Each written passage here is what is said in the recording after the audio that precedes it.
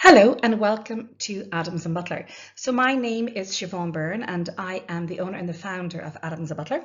We are a DMC that specialises in Ireland and the UK.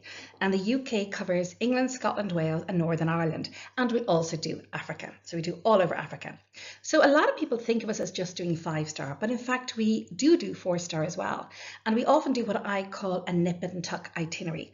A nip and tuck itinerary is you have a client who they think they're 5-star, but really they're 4.5, 4.75. So we can put together an amazing itinerary for them, peppering it with absolutely charming 4-star properties to keep the budget tight.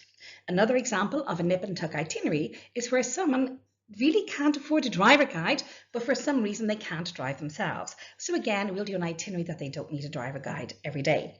So we have access to about 250 exclusive use properties like castles, manor houses, apartments all over Ireland and the UK for clients. We also do individuals, we do groups, and we do multi-gen families, and we book a lot of castles.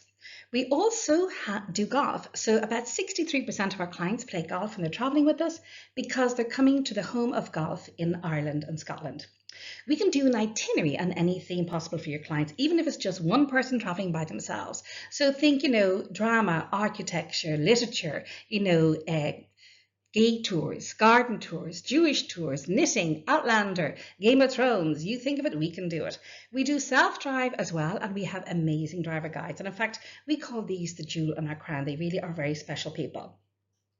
We can do private experiences at different price points as well. So, from visits that cost maybe from €100 up to a few thousand, whatever your clients want, we can do, and very special experiences as well. And we do shore excursions all over Ireland and the UK, and we have 4 genealogists that we can draw upon within Ireland and the UK as well. So very much for us is our clients not just seeing and doing, but feeling and engaging when they travel with us. So we're very proud members of Virtuoso, of Travel Leaders Select, of Ensemble and of Serendipians. And we're both a Travel and Leisure A-List Advisor 2024 and a Condé Nast Travel Specialist 2024 as well. And those are for all 3 areas, Ireland, the UK and Africa, and that is with both. And often we win many awards for sustainability because we try and spread the love and have clients travelling all over Ireland and the UK, and especially off the beaten track, and bringing, a bit of business to, local communities and local economies, not just in Africa, but all over Ireland and the UK as well. And we're also a member of ATA, which is the Association for Travel Advisors who are involved in selling Africa and in suppliers of African products as well. So very much important for us is that clients engage with locals, they go off the beaten track, and they have those immersive cultural experiences. So we work with all the hotels I mentioned, but we also work with some 4-star that I also mentioned, who either are charming, fantastic architecture, eccentric owners, brilliant food, etc. And here are some of the rentals that we have access to as well, all over Ireland and the UK. So ranging from large castles to smaller properties, to manor houses. One comes with an 18-hole golf course. So there's something for everyone. We can do anything that clients want from a range of activities, such as, walking, hiking, biking, anything like that, and anything to do with a horse. So if clients want to go horse riding, ride from property to property, horseback safaris, horse races, horse shows, horse fairs, we can do it for them. And we love when clients experience the birds like the owls, the hawks, and the falcons. We can do a meet and greet with the horses and hounds when clients are visiting Ireland. We just need a driveway, either a private property or in one of the fantastic hotels. And we do a lot of helicopters, especially heli golf, when people are short of time. And this is Garnish Island. It's a garden on a little island off the west coast of Cork, and that just gives you an example of what we would include when we do garden tours for our clients. And this is a national game. Hurling is meant to be the fastest field sport in the world, so we encourage people to either watch a game or to see some locals playing, or if it isn't the season, we will get some local children to show you how to play. And this is the Braemar Highland Games, one of my favourite in Braemar, beside the Fife Arms Hotel and Balmoral Castle. And often the king or queen would drop in before they decamp to Windsor for the winter. So this is the Midlands of Ireland, and a lot of people don't realise the Midlands and Ireland are just as beautiful as is is Northern Ireland, and this is a famous Carrick-a-Reid Bridge. This was a photo taken in the winter. You can see from the long shadows, the fact there's no leaves, and the jackets. And that shows you that Ireland is very much a 12-month destination. And one of our favourite private visits is a lunch with the Earl of Ross in Burghcastle.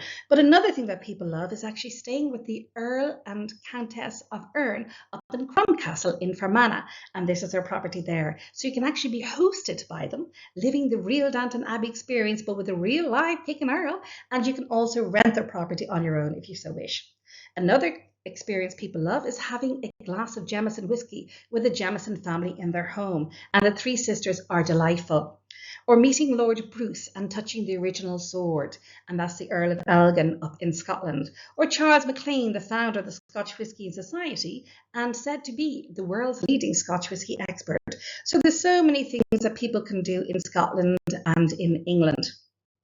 We have amazing guides, so we're just seeing some of them there. They're foodie guides, they're doing yoga, activities, etc. Or things you can do like shucking oysters on the beach with an oyster farmer, or going to islands off the beaten track, foraging, visiting the salmon smokehouses, or island hopping in Scotland.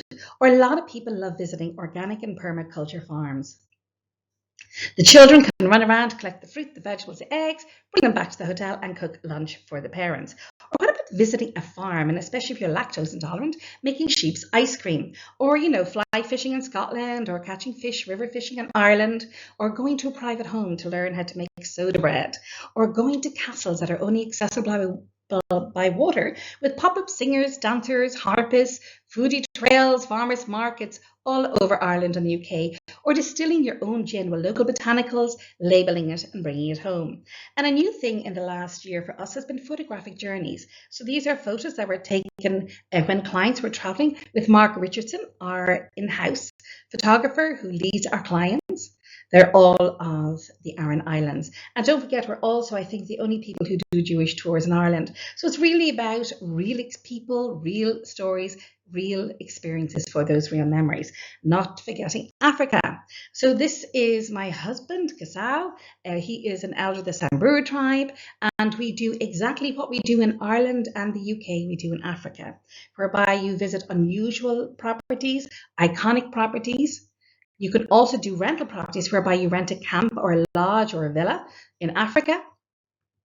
We have amazing guides and rangers who will bring your clients around. And we also try and do a lot of tribal experiences. This is Reinhard Wacker, who we worked with in the past when he was doing documentaries for National Geographic. That's one of his photos there of lines.